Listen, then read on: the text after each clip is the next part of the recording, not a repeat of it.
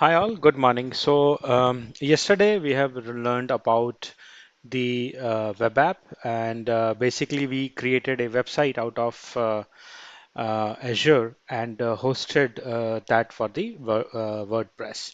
So today, welcome all, and this is our day 6, and we are now rolling in for the web app to have the customized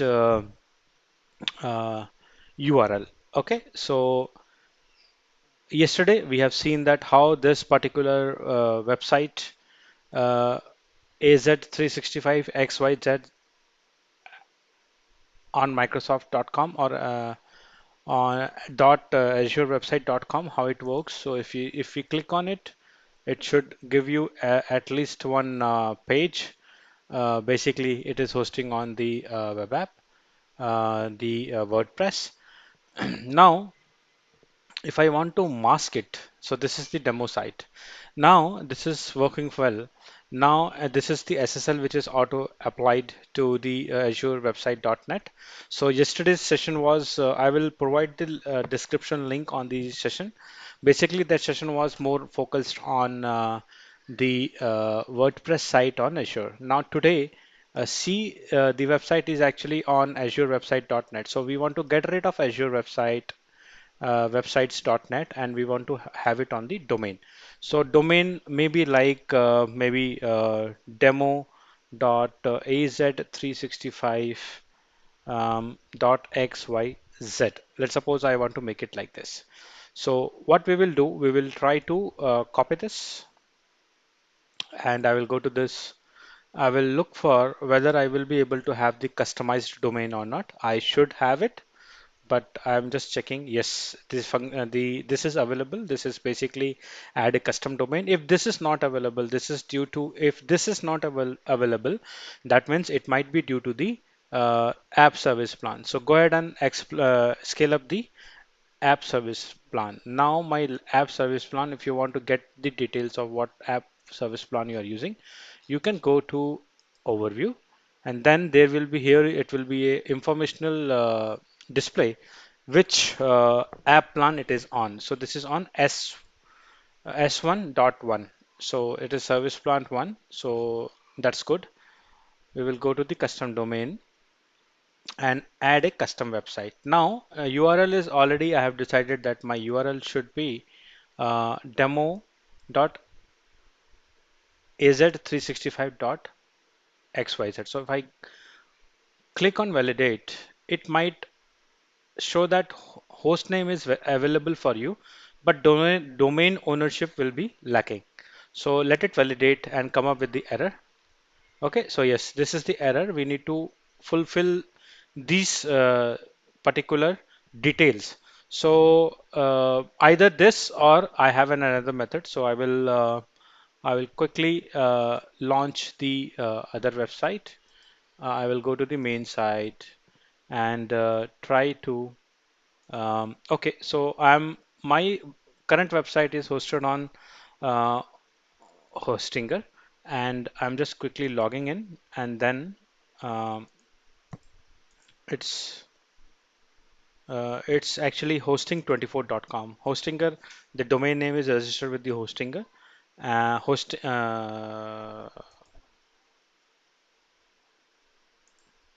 Yeah, so domain name is basically is with the hostinger, and then the hosting is on hosting24. So the names are quite confusing for me. So I've just opened the control panel. I'm hiding it because it has lots of other websites which my person is doing some work on the websites and hosting. So I will go to the control panel and I will quickly show up the details. Just bear with me one more time. I will go to the list accounts. Okay, so in list account, I will go to the cPanel. Okay, so this is the cPanel I was looking at. I just don't wanted to show you the details, but it's very simple. To enter the cPanel, you just type this website. This is the website name, this website, and then click on this. Try to get it like this, cPanel, Panel. Okay, so this will open a firewall, basically the port number, and it will ask you to log in. So this would be the another method. This is how you log in.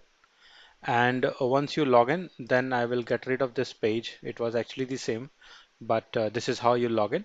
And then go all down to your subdomains and try to create this domain. So I will copy this demo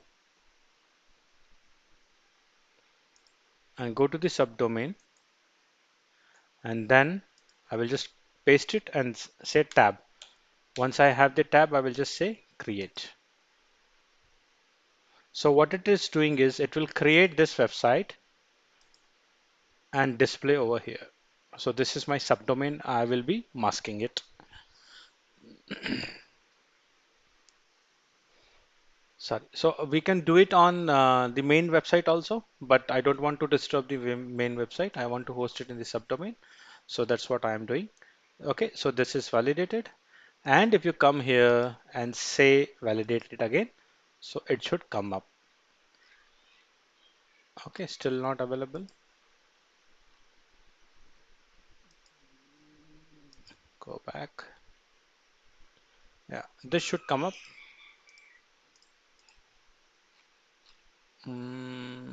Subdomain. Yeah, it should work. Okay, and in the meantime, I will go to the main panel and I will enter a DNS zone as well. I will provide the DNS details as well so that the pointing is perfectly works. So this is the zone editor. I will go to zone editor and try to create a CNAME. Okay, so CNAME will be my demo, and then this will be pointed to this Azure website. So yes, so this will be the pointing and say add a CNAME. Okay, if everything works, it should validate. Okay, so it is not validating. I need to check the details. So I will go to manage and look for details why it is erroring out. So right now I don't see any entries which is out of the box, but I see one domain which is so a name is already present. So what I need to do, I will just go ahead and delete this. We don't need any a name. With the a name, it will actually pointing to the it is pointing to some of the IPs. So IPs pointing to IPs would not work. So I have deleted, and I guess this is txt. I think it should work. I just need to have, I don't need to have this txt's details. I think yes. Now it should work. I will go to the CNAME and try to create a record, record a CNAME. So I will just say demo, and over here I will, sorry, I should make it as 1 hour. So I will make it as like this. The fully qualified name will be AZ365XYZ. It failed main error in the log. Mm, Normally it should not happen like this. Mm,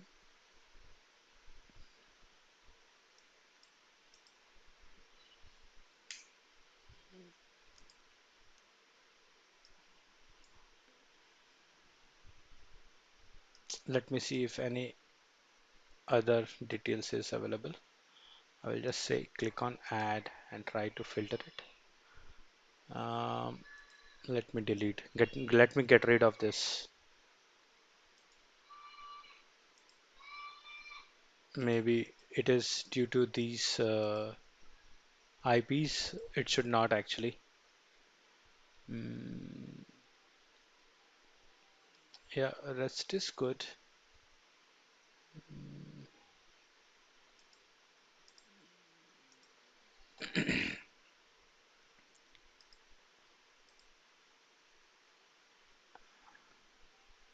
So playing with zone is a bit difficult. You might also lose the access to the website. So be very cautious on that. I'm just deleting it because I know I can even recreate the complete website. So that's okay for me. But I will just create a CNAME and then try to add the record, and I will make it as CNAME, and the zone should be demo, and let me make it lesser, and fully qualified domain name as the Azure website.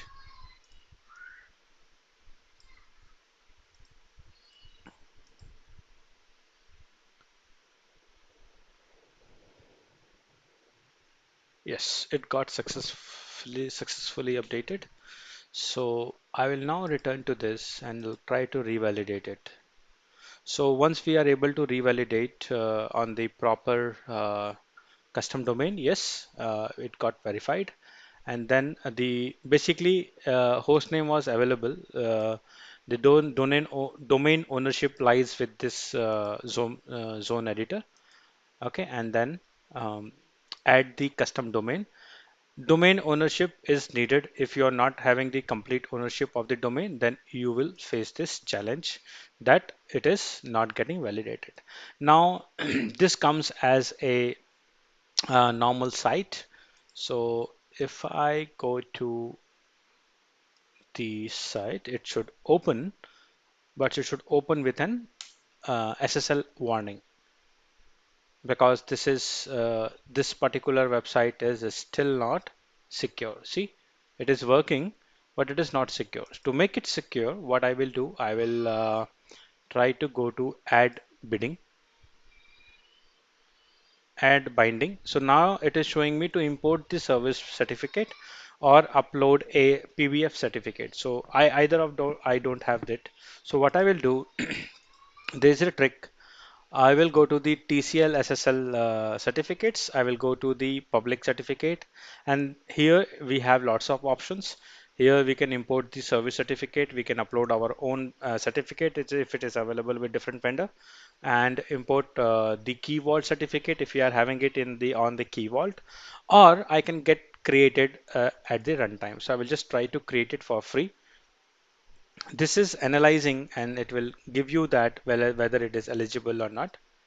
And sorry, it came up with that it is eligible. I will just click on create. So with this, it will create a SSL certificate, and later on I have to bind it with the custom domain. So we will wait for creation. It will not take more than half minutes or 30 seconds. It should become it should be completed within the few minutes. So I will just close it, and I think this work is also done.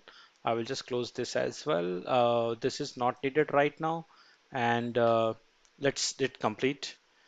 Okay. So the other way is you can actually upload the certificates if you have already having it. Like you might have purchased it from the GoDaddy, or even you can actually purchase it from the Google or Microsoft as well.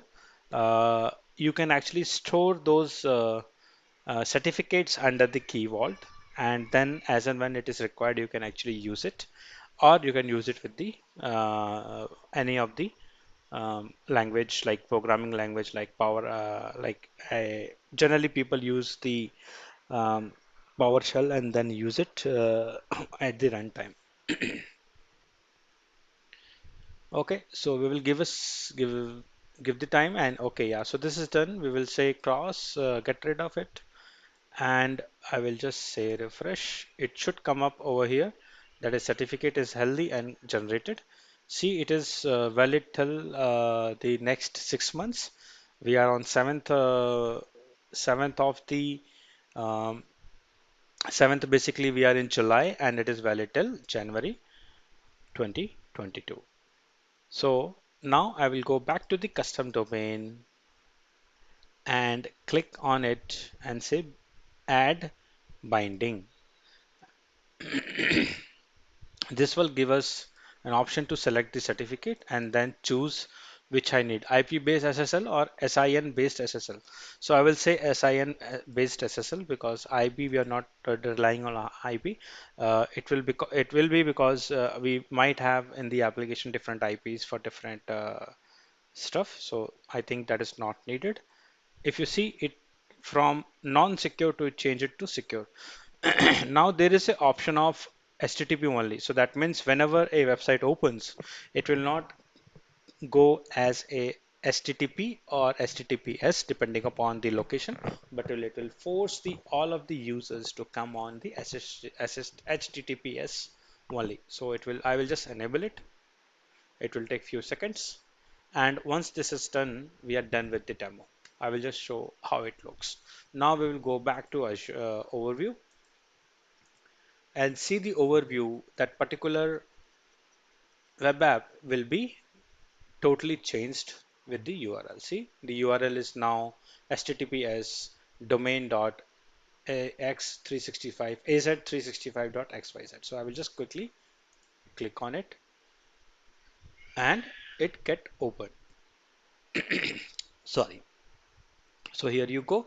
So our demo is completed. The demo was more mainly on how you can actually mask or how you can actually customize the domain with the help of Azure. So thank you very much for listening me. I would request everyone to subscribe, like, and share. And soon we will come up with the new topics. Thank you very much. You have a good day.